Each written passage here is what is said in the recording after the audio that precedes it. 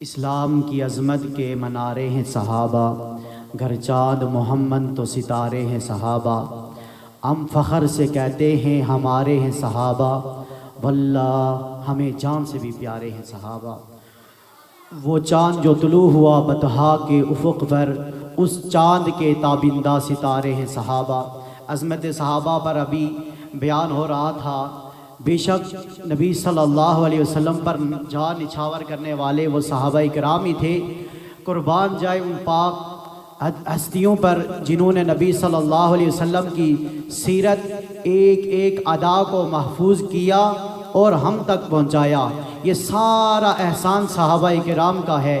اگر وہ اس وقت قربانیاں نہ دیتے، نبی صلی اللہ علیہ وسلم کے اشارے پر اپنا تن من دھن قربان نہ کرتے اور اس دین کو لے کر پاکستان کی سرزمین پشاور پر جائے، وہاں پر بھی اصحاب بابا کے نام سے قبور صحابہ کرام کی موجود ہیں، اور یہاں تک نہ آتے افریقہ کے جنگلات پر بھی وہاں تک صحابہ کرام نہ جاتے، روس کے ٹکڑے صحابہ کرام نہ کرتے جو امیر معاویہ رضی اللہ تعالیٰ عنہ کے دور میں انہوں نے کیا، اور ایران کی فتوحات یہ تمام صحابہ کرام نے کی۔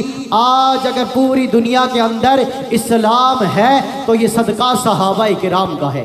اس لیے صحابہ کرام کا تذکرہ کرتے رہیں، بار بار صحابہ کرام کا ورد کرتے رہیں، اپنے اولادوں کو بھی صحابہ سکھلاتے رہیں اور ان کو بتاتے رہیں یہ نبی صلی اللہ علیہ وسلم جو عظیم مثالی استاد تھا، اس کے یہ عظیم اور مثالی شاگرد ہیں۔ انہوں نے اپنے استاد سے سن کر ہم تک اس دین کو پہنچایا، اور آج ہم اگر دین کا نام لے رہے ہیں تو صحابہ کرام کی یہی برکات کی وجہ سے ہی لے رہے ہیں۔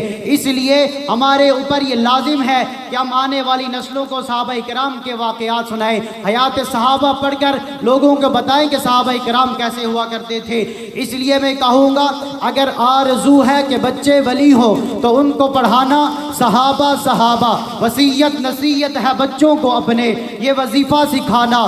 صحابہ قبیلے کے میرے سجیلے جوانوں کبھی نہ بلانا، صحابہ ذرا قوم بیدار ہو جائے، ارشد پکارے گا زمانہ، صحابہ۔ اس کے بعد ہمارے جو محترم مہمان حضرت مولانا مفتی ذکیر صاحب تشریف لائے، اور اسی طرح حکیم زاہد عباسی صاحب تشریف لائے، دونوں کا میں دل سے مشکور ہوں کہ وہ یہاں پر تشریف لائے۔ اللہ کریم ان کا یہاں تشریف لانا اپنی بارگاہ کے اندر قبول اور منظور فرمائے۔ اب میں نعتیہ کلام کے لیے دعوت دوں گا حکیم زاہد عباسی صاحب سے کہ وہ آئیں اور نعتیہ کلام پیش کریں۔